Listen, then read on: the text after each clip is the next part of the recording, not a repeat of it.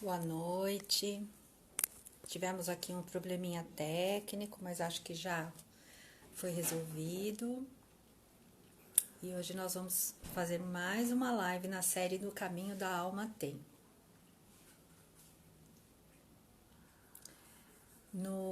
Nessa série de lives, nós estamos buscando conversar com pessoas das mais diferentes áreas que encontraram um caminho criativo e inusitado de fazer alma, de atender o chamado da sua alma. E não apenas isso, são pessoas que encontraram meios de realizar aquilo que era o seu chamado, mesmo quando algo parecia impossível, difícil, ou mesmo quando a pessoa tinha a sensação de que ela tinha se desviado totalmente desse caminho. Então hoje nós vamos realizar uma live com a Fabiana Prando, que é uma professora formada em letras pela USP. Ela é mestre em literatura também pela USP, contadora de histórias, é escritora e tem um canal maravilhoso no YouTube chamado Fabulana, e onde ela conta histórias, uma mais linda que a outra, e um podcast também chamado Fabulana, onde ela também conta essas histórias. Ela escreveu 3 livros de histórias maravilhosos: A Flor de Lirolai, Contos Encantados da América Latina e Contos dos Bichos da África, junto com Celina Boden-Miller. E ela tem uma história tão maravilhosa, tão incrível. Eu fiquei tão encantada quando nós estávamos conversando para fazer essa live, que eu tô assim super empolgada, esperando a Fabiana chegar e para a gente poder fazer essa conversa maravilhosa, essa história incrível de como ela encontrou esse chamado da alma de uma forma inusitada, que foi através do trickster, que é uma figura super importante dentro da psicologia analítica. Deixa eu responder aqui. Ela está me esperando.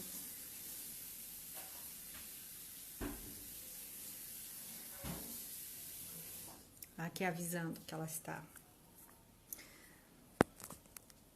Vamos lá, já já ela chega.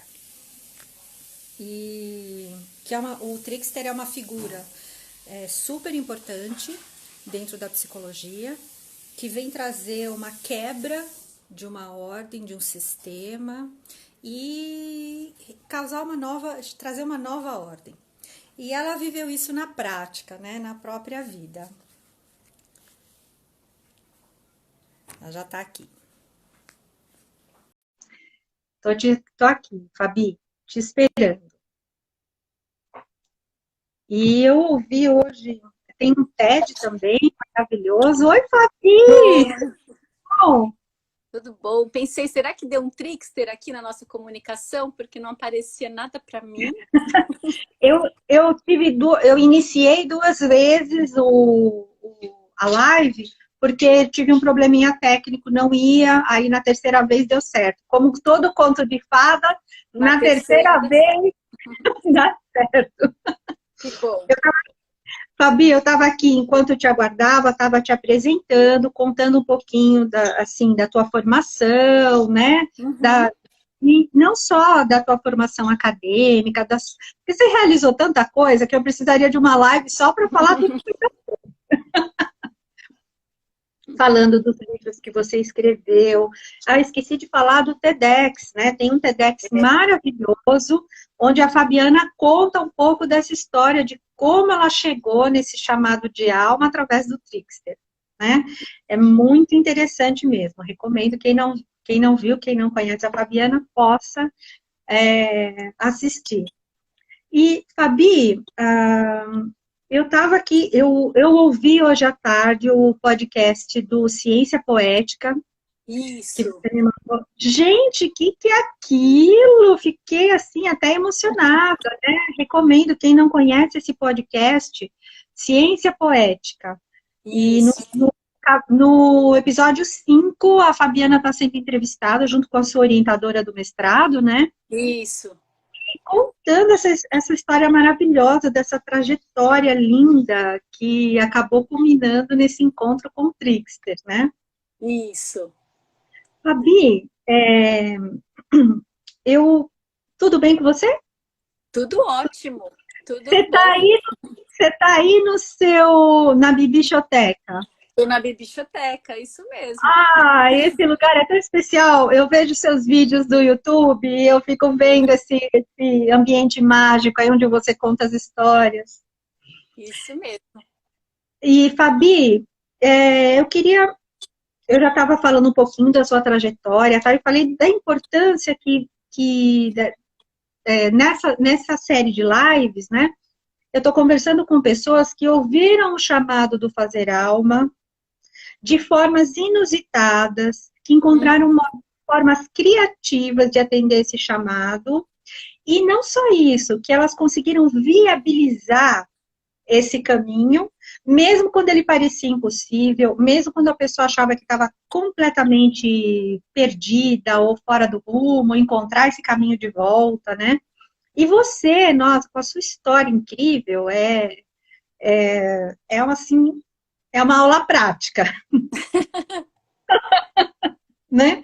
É, Então, eu queria que você compartilhasse um pouquinho desse, assim, como que aconteceu, um pouquinho de como você começou, até o que que aconteceu, né, para você ter que dar essa virada de finalmente atender esse chamado. então, eu vou puxar o fio, né, dessa história, e eu costumo dizer que as histórias, elas me resgataram, né? As histórias me chamaram de volta para o meu caminho de vida, Uhum, porque muito cedo, né, a gente tem aquela ideia de que alguns padrões externos eles correspondem mais ao que é crescer, se desenvolver, vencer na uhum, vida, e a gente demora um tempo para perceber que cada um tem uma proposta, né, uma uhum, possibilidade. Então a gente fica um pouco oscilando. E teve um sim, determinado momento da minha vida em que eu saí do meu ambiente de trabalho, que era a uhum, escola, né? Então eu sou professora de língua portuguesa por formação, fiz faculdade de letras e trabalhei, na verdade, o meu exercício do magistério foi todo na uhum, educação de crianças, né? Eu trabalhei com turmas de uhum, alfabetização, vivi experiências muito incríveis, porque nós fizemos experiências uhum, de trabalhar sem cartilha, né, com métodos assim uhum, muito inovadores. Então foi um período muito criativo da minha vida. uhum, Né? Era uma escola pequena que eu trabalhei e tive uhum, essa felicidade de desenvolver uhum, formas de trabalho que eram muito autorais. sim, E era tão bom, Cris, de trabalhar lá, que uhum, parecia que não era um trabalho de verdade, que era uma coisa assim, né, tão boa que não era assim, né, tão difícil, a coisa fluía muito bem. uhum, E, enfim, aí o tempo passou, meu filho chegou, eu fiz uma mudança de vida, fui viver em Santos, e lá em uhum, Santos nós tínhamos uma loja num shopping center, e aí uhum, vem a imposição da realidade, né? Porque uhum, todo quem está me ouvindo aqui e é professor deve saber como é a realidade, né? Econômica e financeira de um professor, principalmente um professor de séries iniciais. Então, pensando do ponto de vista prático, né? Era uhum, uma coisa mais viável economicamente cuidar do negócio familiar do que ficar numa sala de aula. Então, eu fiz uhum, essa transição. E foi uma uhum, transição bem difícil e bem dolorosa, porque eu uhum, era um peixe fora d'água e sentia muita falta desse meu lugar nessa sala de aula com com essas crianças, né? E nessa época o que eu mais amava fazer com eles era contar histórias, né? Era um momento assim que eu ficava bem, bem feliz. E aí vou repetir um pouquinho a história do TED, né? Porque o que aconteceu foi que enquanto eu estava nessa loja, gerenciando a loja da família, fazendo aquele esforço, né? Em ser uma pessoa que realmente atendia a um lugar de crescimento, né? De desenvolvimento, me ligaram de uma instituição pedindo um donativo, era uma campanha do leite, era do Candário Anália Franco. E aí eu ouvi aquele chamado assim e dei um estalo e eu perguntei se eu poderia, além de participar da campanha do leite, né, que era doando lá um valor para comprar leite para as crianças, se eu poderia ir uma vez por semana, ficar com as crianças lá como voluntária. E aí a moça disse que sim, me falou com quem eu deveria conversar. E aí eu ficava a semana toda me preparando para estar lá com eles, porque eu precisava me sentir viva. Né? Você não estava feliz fazendo aquele trabalho administrativo? Não estava. E aí também teve uma fase em que eu achava que tudo bem, a gente pode fazer, como eu acho que muitas pessoas fazem isso, né? A gente tem aquela vida difícil, mas aí de vez em quando eu faço alguma coisa que eu gosto. Então é no final de semana, é numa época, numas férias, né? E aí a gente começa a achar que a vida tem que ser assim, né? Tem que ter um momento ali que você relaxa e o resto é só na aridez. Mas aí eu tive também, novamente, uma outra oportunidade, né? De ser chamada, e aí foi também uma outra coisa bem inusitada, como a gente conversou, né, Cris? Porque eu conheci uma pessoa que se chama Marília Carvalho, e a Marília Carvalho estava na casa da Sônia, que é minha comadre, madrinha do meu filho, e esse dia foi um dia bem especial. Eu vim de Santos dirigindo pela primeira vez na estrada, né, com meu pai do lado. Não, vai, minha filha, vamos, tem que perder essa bobagem, né? Porque muitas pessoas, eu dirijo na cidade, mas não dirijo na estrada. Eu estava nesse time. E aí ele falou, não, vai, eu vou do seu lado. E aí foi para assistir a Bela e a Fera, então já tinha uma história por trás, né? A Bela e a Fera. Cheguei lá e na casa da Sônia estava a Marília, que eu não conhecia. Ela chegou, né, e me chamou muita atenção. Ela era uma figura assim bem, né, trickster, né? Ela era muito sedutora e se mexia, falava assim. Fiquei bem fascinada por ela e ela perguntou qual era o meu signo. E aí eu disse que eu era, como sou ainda, né? Não era, eu sou geminiana. Quando eu falei que eu era geminiana, ela, uau, geminiana! Começou a falar sobre signos, e aí ela disse que ia ter um curso, que era Em Busca do Seu Mito, no Rio de Janeiro. E aí eu não entendi nada, mas eu entendi que eu ia nesse curso. Só isso. Que demais! E aí eu fui, conheci a Denise, né, que é a pessoa que me acompanha até hoje, né, tem um trabalho do Kairos, né, que é um trabalho que eu honro muito, né, lá do Rio de Janeiro. E lá, né, começou esse olhar mesmo mais direcionado para quem eu era, o que eu estava fazendo, né? Então foi realmente um momento de entrar em contato com essa consciência, né, de que sim, cada um tem um caminho a fazer, a trilhar, e que não é fácil a gente saber que tem esse caminho. Não é nada mágico, né, Cris? Não é assim, é isso, e aí foi tudo lindo e foi tudo fácil. Não, nunca é tudo lindo nem tudo fácil, mas faz muita diferença você perceber, né, que dentro do que você se propõe a fazer, existe um espaço de crescimento e desenvolvimento muito grande. Né? Então, desde então, eu venho caminhando nessa direção. Então, para resumir bem a história, né, aí eu, de verdade, aquela atividade que era paralela, que era uma forma assim de eu continuar me mantendo, sobrevivendo. Então tá, eu fico a semana, né, aqueles arranjos que a gente faz uma negociação, né? Então tá, eu aguento esse sacrifício uma vez por semana eu vou lá. Uma tardezinha com as crianças. Para ser eu. para Sim, ser. para ser eu. Depois você fala, não, isso não é suficiente, né? Isso daí não é de vez em quando, isso é o seu trabalho, né? Olha para isso com seriedade, cresce nisso.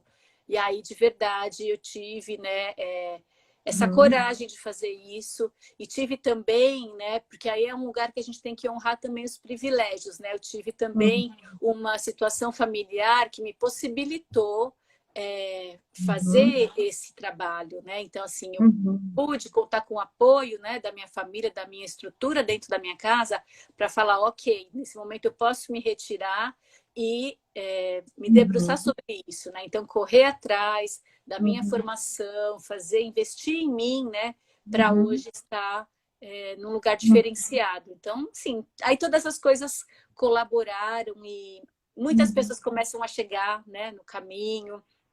E aí foi um caminho, né? Está sendo um caminho bem trilhado, muito, muito bom. Eu acho que você perceber, né, qual é a sua praia, né? Qual é o lugar em que você que seguir, dá um bom Sim. adianto, sabe? Um adianta Eu bastante. achei incrível na tua história que, assim, você foi atrás de um sonho coletivo, que é segurança, bem-estar externo, fazer aquilo que as pessoas acham que dá status, é importante, da segurança, etc.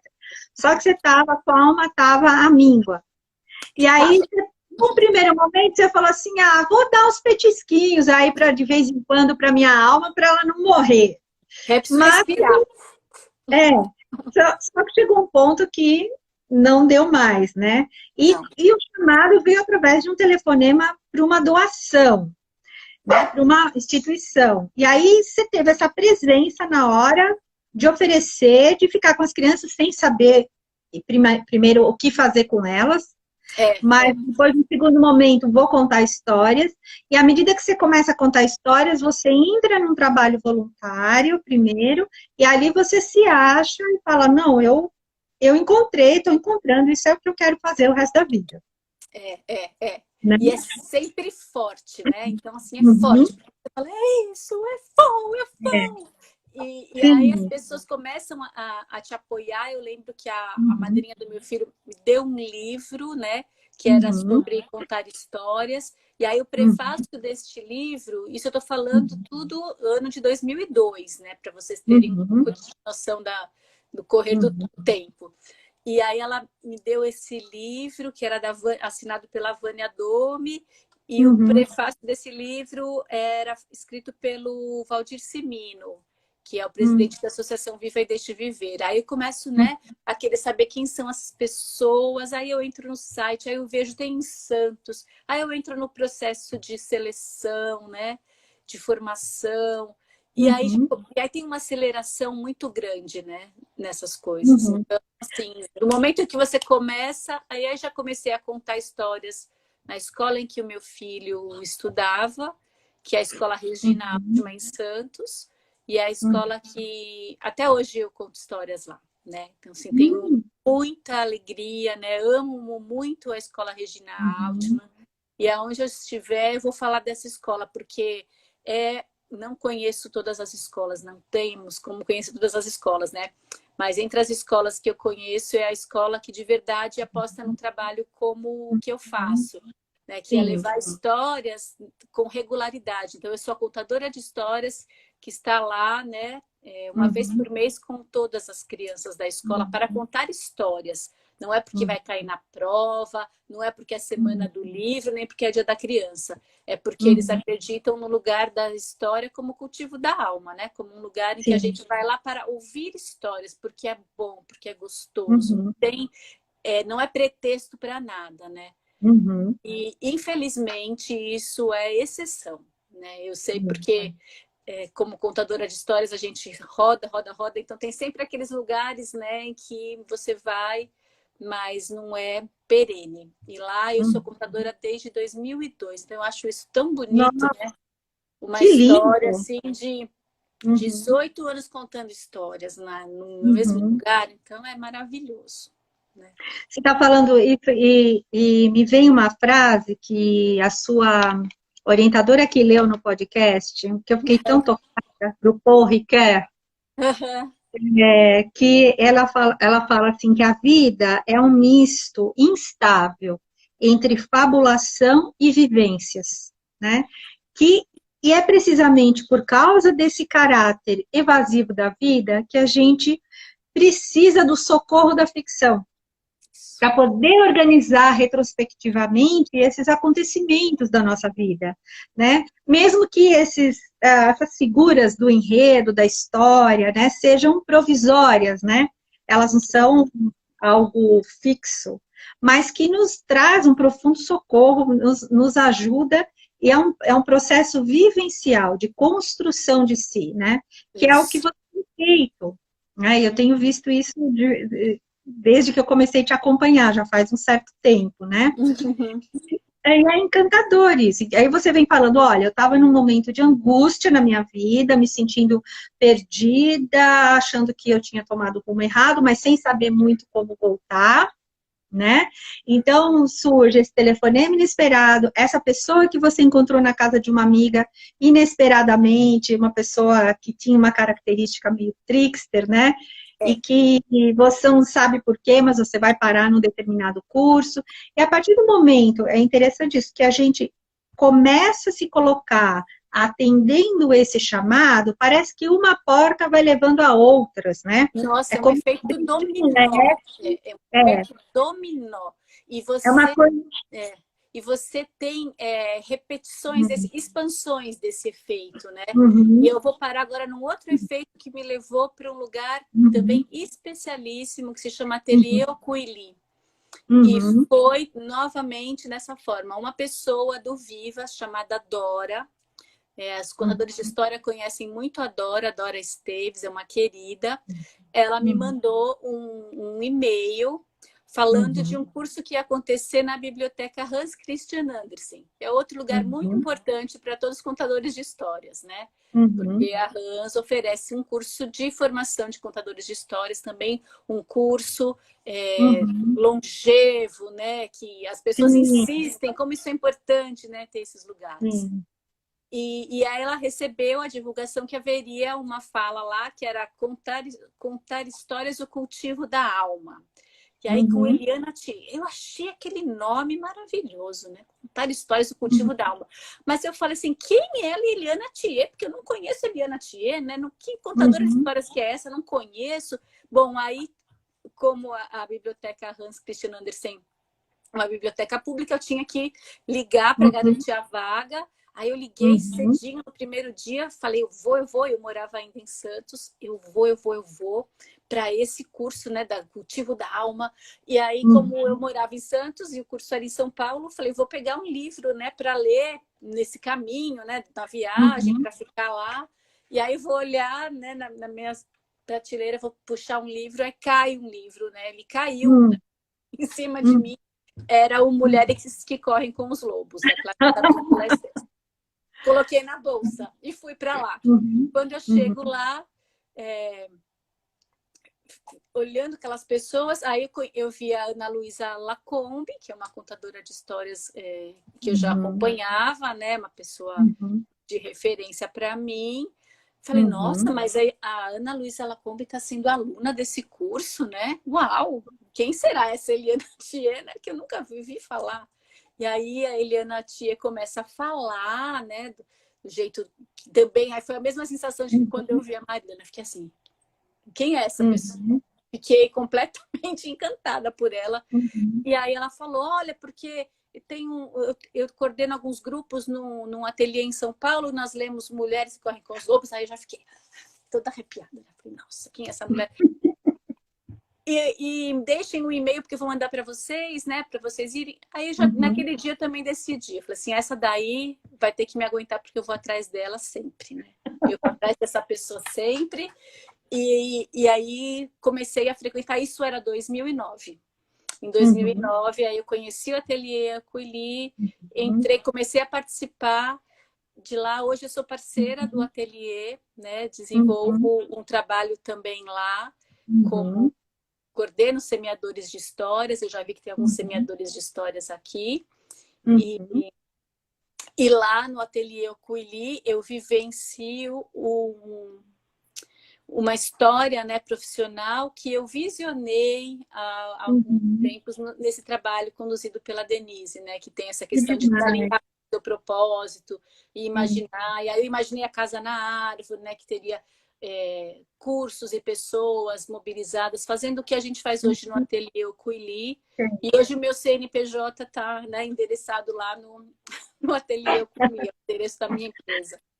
Então, Ai, assim, que legal. as coisas Fabi, parecem mágicas, mas elas não são exatamente mágicas, né? Elas dizem a respeito de você ter consciência, colocar o seu pé no caminho e perceber, né, essas pessoas que se alinham com o seu propósito, porque elas estão todas aqui, tá todo mundo meio que se tateando, sabe? sim.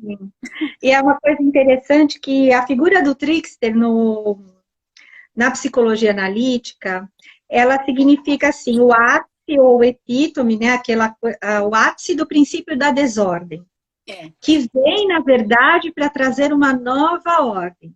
Isso. E ele aparece, geralmente, quando a gente está num momento de muita rigidez, ou que a gente está vivendo algo que não é próprio do nosso ser, a gente está vivendo o sonho de outra pessoa, ou está desviado do nosso caminho, e ele vem justamente para trazer esse resgate. Às vezes através do humor, às vezes através de um acontecimento que vira a nossa vida do avesso.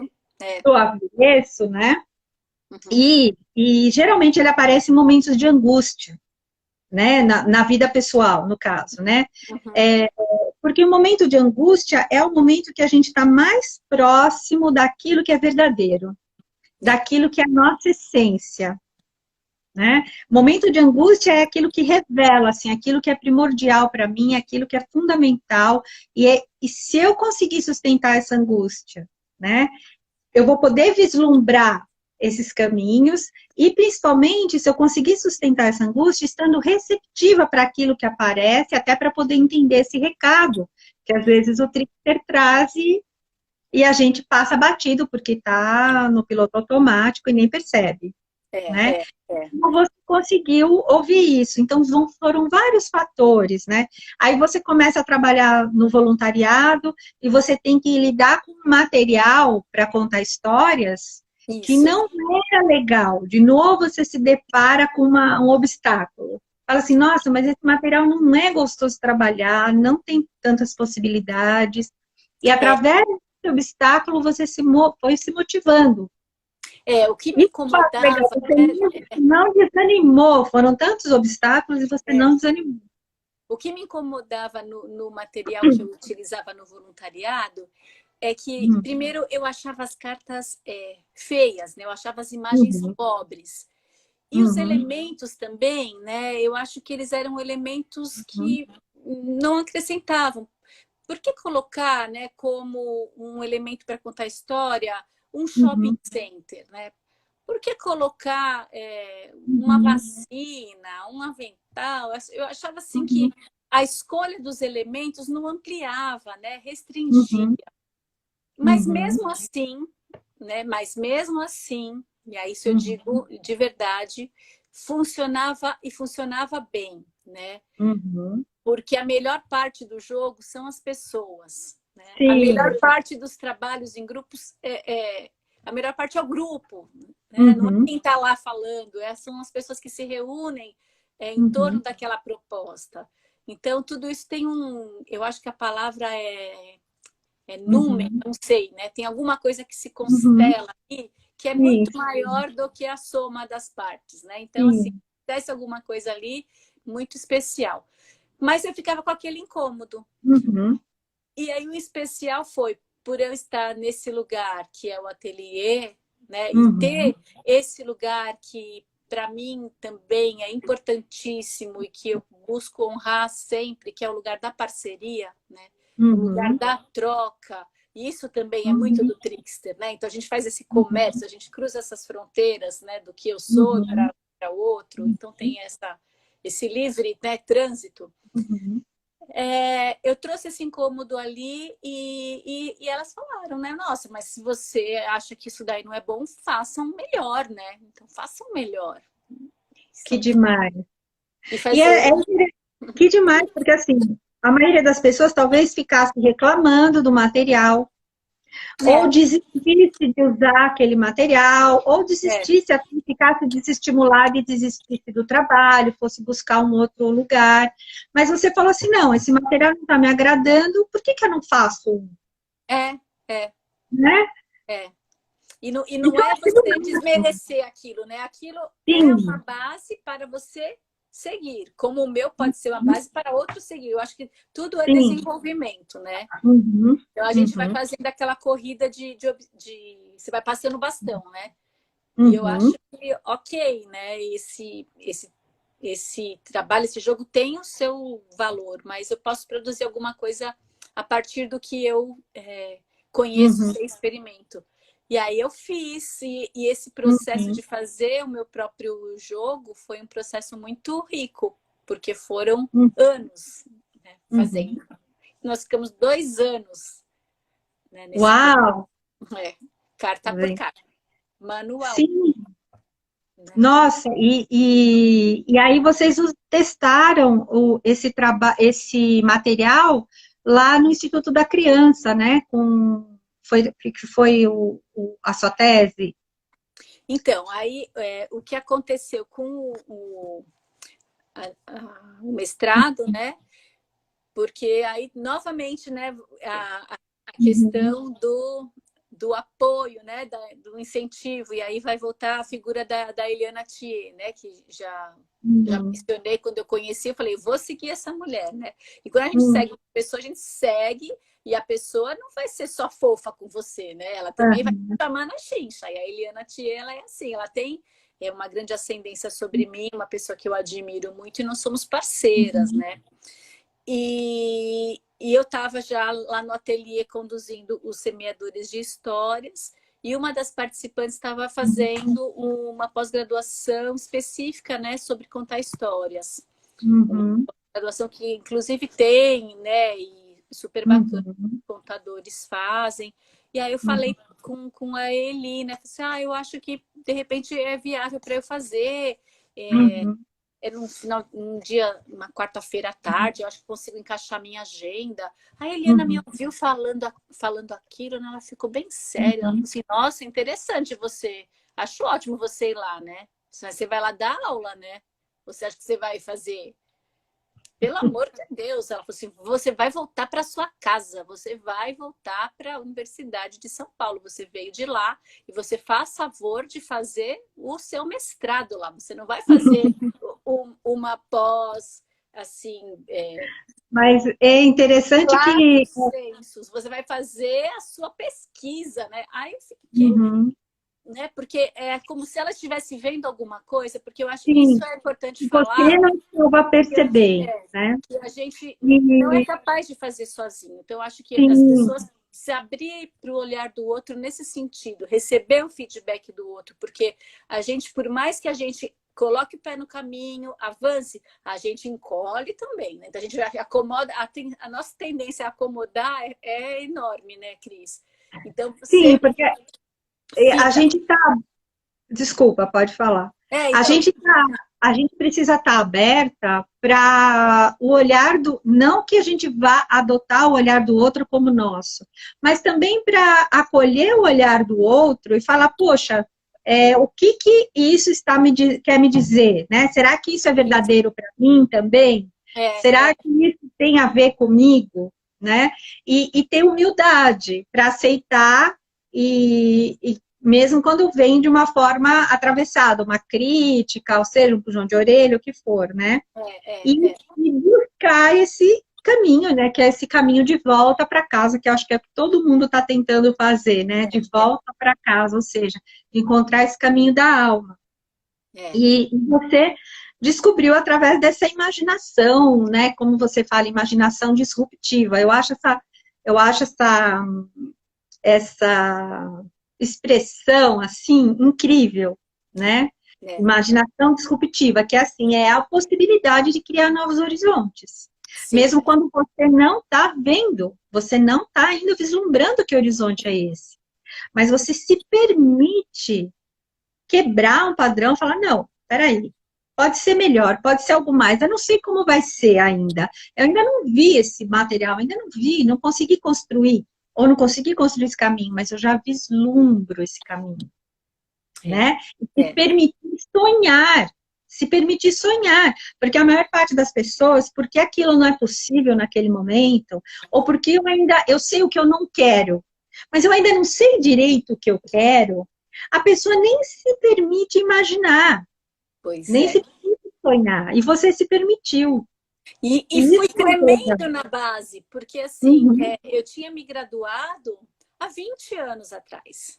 Eu saí da universidade em 1996.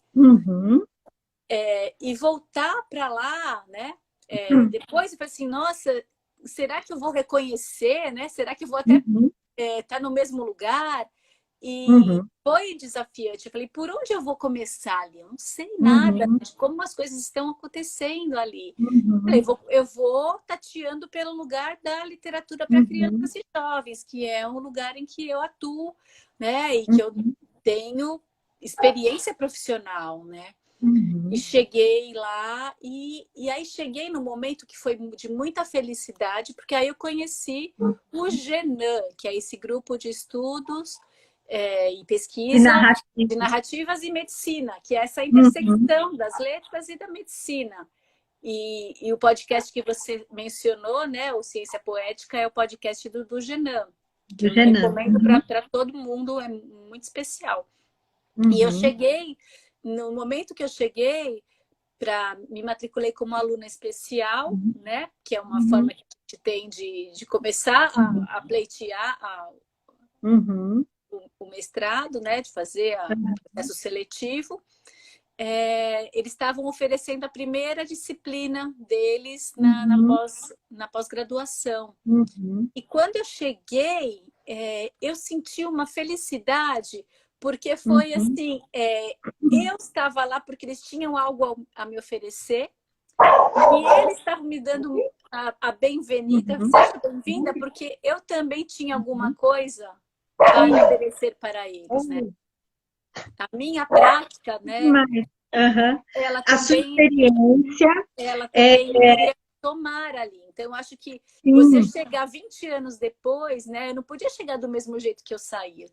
Porque eu tinha uma bagagem de vida para dividir com eles. Então, é muito bom você chegar num lugar em que você fala, nossa, agora a gente vai poder trocar. Eu aprendo muito e eles também vão incorporar as coisas que a minha prática trouxeram. E aí eu cheguei com esse material, né? Que na verdade eu não cheguei como objeto. Você já estava construindo esse outro material, que acabou virando uma espécie de um baralho para você poder contar histórias, né? Isso. E aí a grande... Uma coisa... Teve um shift aí, né?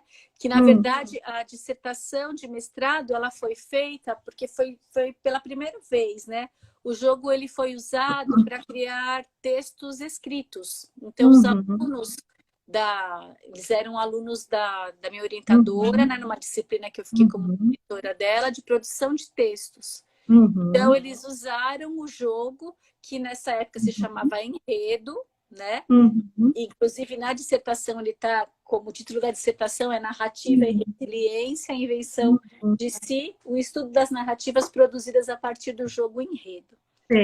Então, eles fizeram textos escritos com as cartas. Lindo. Mas é uma coisa interessante que, assim, como a busca do belo, a construção, né? A busca do belo que te moveu a não estar satisfeita com o material que você estava usando, porque aquilo não falava com a tua busca do belo. Essa busca do belo te levou a construir algo, né, que numa tentativa de ter um material melhor para contar histórias para as crianças, acabou gerando algo que foi muito maior do que isso. Né, que acabou culminando na tua tese de mestrado, nesse trabalho maravilhoso que você tem feito, né, nessa jornada. Então, essa busca do belo, essa busca de trazer a imaginação, de trazer tua liberdade de sonhar, de imaginar, algo que poderia ser mais legal, mais interessante, né?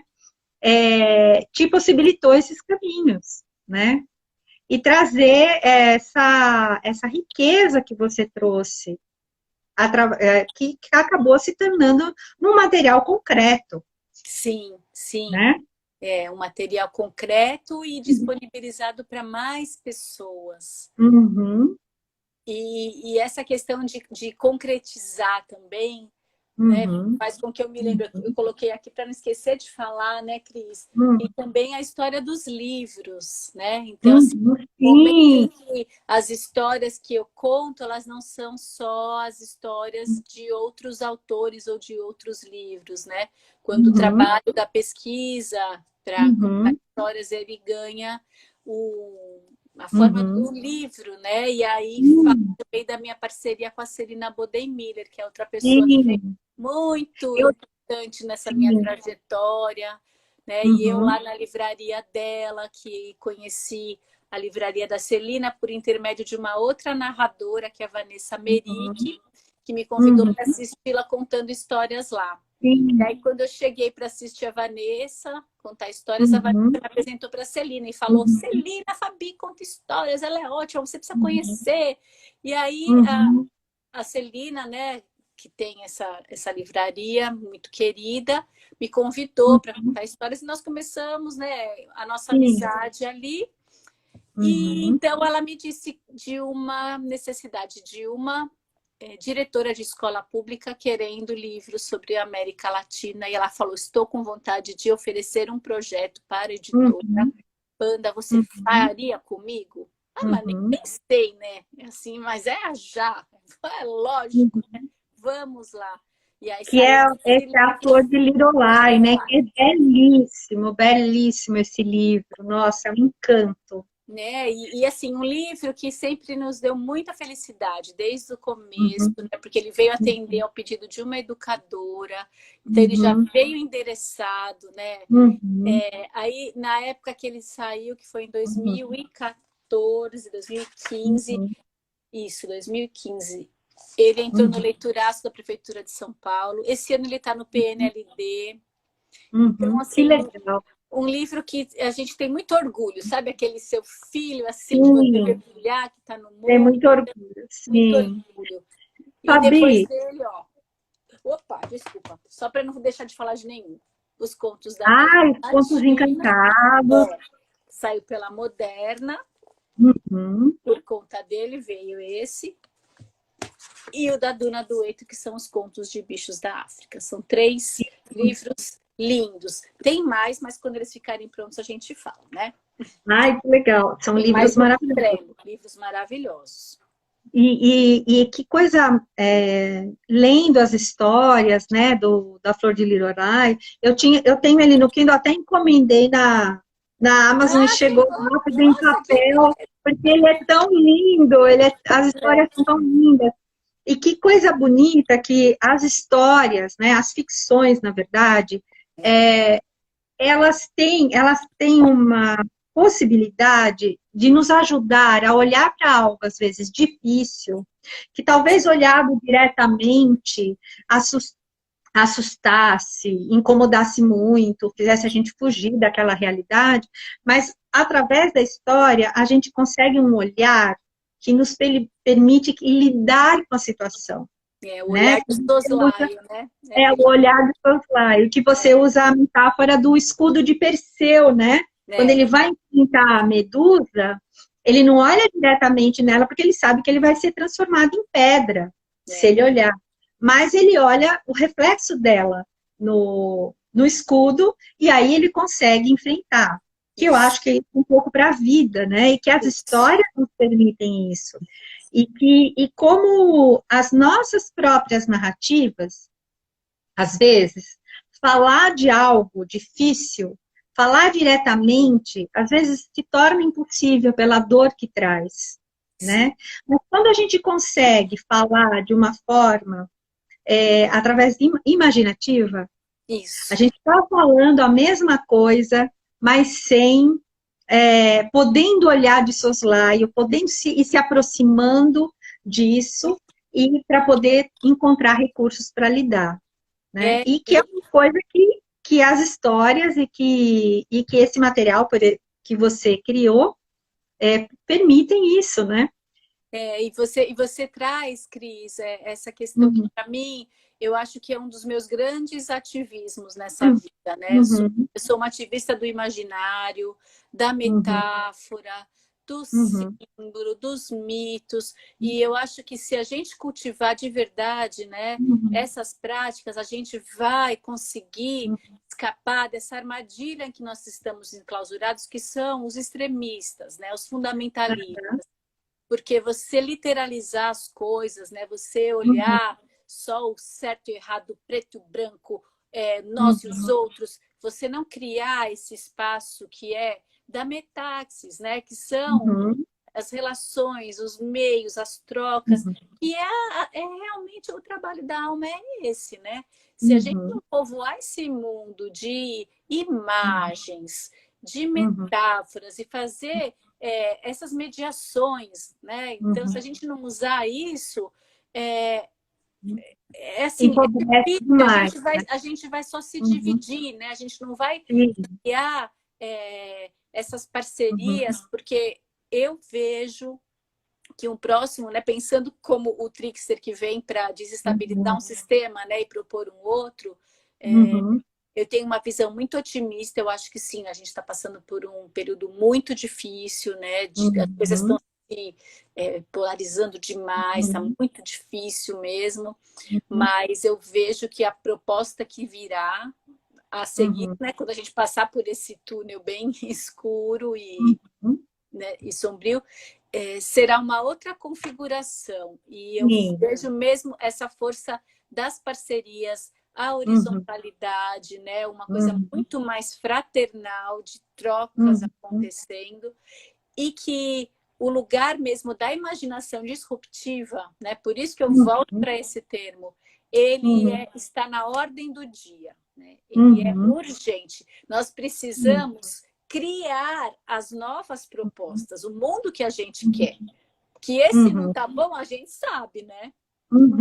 Mas o que a gente vai propor? Ir atrás e criar a realidade que a gente está buscando, né? Exatamente. Mesmo que num primeiro momento é difícil, parece impossível, a gente encontra inúmeras resistências, mas tem um ponto que é o ponto de não retorno. Isso. Se a gente consegue, isso a gente vê na terapia, a gente vê na própria vida. Tem um ponto, e nas histórias, nos mitos também isso fica claro, né? Sim. Tem um ponto que você enfrenta vários obstáculos, várias resistências. Tem um ponto a partir do qual, se você conseguiu persistir e chegar nesse ponto, né? Então aí você não tem mais como voltar, você tem que terminar aquilo que você se propôs, a jornada, a aventura, né? E na vida é assim. Tem um ponto que a gente chega que o clique vem e não tem mais como voltar. E né? hoje, Você tem que Cris, persistir. eu pensei, vou tirar uma carta para o meu encontro hoje com a Cris. Embaralhei. Ai, mostra o baralho, que é a coisa mais linda. A coisa mais linda, né? Então, aqui está o Trickster, a caixa dele. Bem lindo. Como ele passou a se chamar o Trickster? Porque ele se chamava Enredo, né? Chamava Enredo. E aí ele mudou de nome, né? E aí, né, por conta do programa que eu tenho com a Celina na Rádio Mega Brasil Online, a gente faz várias amizades especiais, e um dos amigos queridos que a gente fez foi o Milton Célio de Oliveira Filho, que além de ser um autor muito bacana de livros para crianças e jovens, ele é um especialista em jogos. E eu escrevi para ele que ele me desse sim umas dicas sobre como escrever um bom manual de instruções. E aí ele, né, super receptivo, bateu um papo comigo por telefone, e aí falou algumas coisas a respeito do manual, né, de como eu deveria fazer. Ele falou assim, então, qual é o nome do seu jogo? Eu falei assim, Enredo. Ele falou, ai, mas Enredo? Esse nome não é bom. E eu fiquei, não? Como não é bom? Não tinha nenhum problema com o nome, só queria saber do manual. Ele falou assim, não, esse nome não é bom, esse nome é péssimo. Eu disse, esse nome é péssimo. Ele falou, é péssimo. E aí eu recebi e falei, não, se ele tá falando isso, ele falou, olha, esse nome não me diz nada. Você tem que pensar que a pessoa, quando for olhar lá o seu jogo, o nome tem que ser alguma coisa que atraia, que diga o jogo. Então, mas fique tranquila, você vai encontrar o nome. Eu falei, tá bom. E aí, assim, né, conversa com um, fala com o outro, e fala lá no ateliê, e aí entra na Cris, entra a Lucia, conversa e conversa. E aí eu vou dormir e sonho. E no sonho aparece a Eliana Thier, e ela, no sonho, ela tá séria, e ela faz assim, a gente tá numa mesa, era uma mesa redonda, eu tô de frente para ela, e ela fala, o nome do seu jogo é Trickster. E ela faz assim, Trickster. Veio pronto. Acordo, e o nome do meu jogo é Trickster. A Eliana vai ficar com a orelha quente de tanto que... É. A orelha dela sempre ferve. E aí o jogo é Trickster. E hoje eu embaralhei o Trickster e resolvi tirar uma carta para o nosso... proposta. E olha a então que fala. saiu, Cris. Saiu o anel. E eu fiquei bem feliz com esse anel. E pensei, nossa, estamos fazendo uma bonita aliança, né? Então, essa coisa assim de... Esse círculo, né, Cris? Que se forma, me sinto, né, parte do seu círculo, você no meu círculo, nós somos um círculo, né? Que é essa energia aqui, muito lindo. Bacana. O anel é um símbolo do self. Ah, é? Isso eu não sabia. A trilogia O Senhor dos Anéis, né, do Tolkien, o anel, e vários mitos, contos, tal. O anel, ele sempre vem simbolizar a totalidade. Não sabia. Essa busca da totalidade, né, que a gente tem, é belíssimo isso. E nós estamos no mesmo... Está dizendo que nós estamos no mesmo caminho, nós estamos em sintonia. Adorei, né? Adorei. Veio essa carta muito bem. E a carta é linda. É linda. Então, falando um pouco do jogo, né? Essa é uma das possibilidades, né? De tirar a carta e ter com ela uma leitura que nós chamamos de oracular. Né? Então, essa é uma das possibilidades, mas não é a carro-chefe, né? Porque tem uma possibilidade de carro-chefe que é muito disruptiva, né, Cris? Sim. E que eu acho que a gente poderia experimentar, né? Eu não sei se estamos de tempo. Porque... Nós temos, Ana Cris, nós temos 5 minutos. Você quer brincar com o Trickster? Quer que eu pegue o meu? Deixa eu pegar já. Quero. A Ana Cris já falou, vai assistir o replay. Muitas pessoas queridas entrando, eu não consegui falar com ninguém, mas eu espiei bastante aqui os comentários dos amigos queridos. Olha o meu. Haha! Gente, eu já brinquei tanto com isso. É tão criativo. Você conta qualquer história, mesmo que você queira contar uma história já existente, você consegue, porque tem todos os elementos de uma história, né? É muito gostoso. Muito, muito queridos. Todos vocês que estão entrando aqui, um beijo para todos. Cris, vamos fazer com 5 cartas, porque eu acho que é o ideal para o tempo que a gente tem. Sim. E aí, você escolhe se você quer começar ou se começa... Começa você, que você tem mais experiência. Tá, então você tira a carta para mim e eu tiro para você, assim fica... Bom, então vamos lá. Ó, qualquer uma. Vamos ver aqui. Era uma vez, há muitos anos, um lugar bem distante em que reinava uma dinastia. E essa dinastia, ela foi determinada por conta de uma faca sagrada que o primeiro ancestral lá achou. E aí, o sucessor era aquele que recebia essa faca. Então, ia passando, né, de pai para filho. Às vezes não tinha filho, dava para um sobrinho. Mas a faca era a marca daquela linhagem real. Até que Deixa eu ver. Um pântano.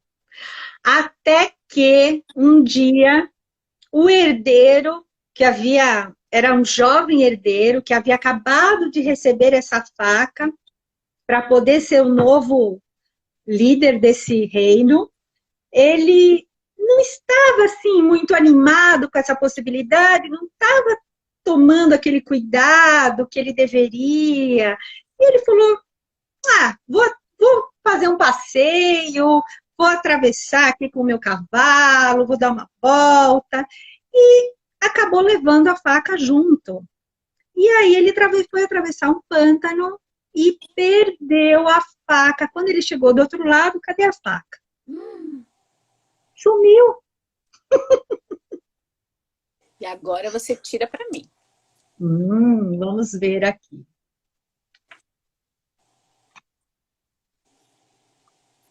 Ai, foi um horror, né? Porque sem a faca, o lugar ficou assim, sem um legítimo governante. E aí, as pessoas ficaram revoltadas, né? E falaram que não queriam, né, mais aquela família, porque tinham sido irresponsáveis. E aí, esse jovem, ele foi exilado, mandaram ele para uma ilha. Para uma ilha, ele teria que ficar lá nessa ilha, não poderia voltar, porque ele tinha perdido a legitimidade do poder. E o lugar ficou assim, uma anarquia. E o monarca, o ex-monarca, na ilha. Que aí, demais! Vamos ver? O que saiu para mim? Aquela famosa cobra, o coelho. A cobra! Nossa! Claro que nessa ilha morava uma cobra. E ela não era qualquer cobra, era uma cobra muito especial, né? E ela estava num momento assim que ela estava meio... Não estava escondida na toca dela. Ela estava circulando. E ela viu aquele homem muito cabisbaixo, muito triste. E ela ficou curiosa, e resolveu se aproximar e tentar saber o que estava acontecendo. E agora eu tiro para você tira, e eu vou encerrar essa história agora com a carta que você tirar. Nossa, e agora? Nossa. Que resposta? Vamos lá. Que resposta? O Trix, você vai me ajudar agora. Ha! E aí aquela cobra falou com ele. Era uma cobra muito astuta. Ela punha aquela língua de fora. Aí ela deu uma dica para ele. Ela disse que naquela ilha tinha uma flor. Mas não era assim qualquer flor. Era uma flor encantada. E que se ele encontrasse essa flor, ele conseguiria realizar um desejo. E que ele tinha que pensar bem no que ele ia desejar. Ele saiu buscando essa flor. Era uma flor, tipo essa flor de Lirolai, né, Cris? Então, é uma flor especial. Uma flor especial. E aí, a sorte era que a ilha era uma ilha pequenininha, né? Então, até que foi bom ele ter ficado exilado naquela ilha. Porque aí ele conseguiu encontrar a flor. E quando ele encontrou a flor, ele desejou voltar lá para o seu reino, desejou que a sua faca, né? Aquela faca fosse recuperada. E foi o que aconteceu. Ele voltou e agora o reino, né, estava novamente organizado e não estava só sob o signo da faca. Tinha também agora a bênção dessa flor. E assim, ai, que lindo! Eles viveram muito felizes e contentes. Para sempre! Gente, é uma delícia, porque a gente vai inventando na hora, né? Vai tirando as cartas, vai inventando. É tão gostoso, é tão... eu me senti criança de novo, foi uma delícia. Que lindo, né? Muito bom. Que lindo! Fabi, temos apenas 30 segundos. Eu queria te agradecer de coração pela tua disponibilidade, pela certeza de compartilhar a sua história, que eu tenho certeza que vai ajudar muita gente. Sim. Tá? Muito obrigada de coração. Obrigada. Feliz Tchau, com o nosso anel hoje, né? Sim.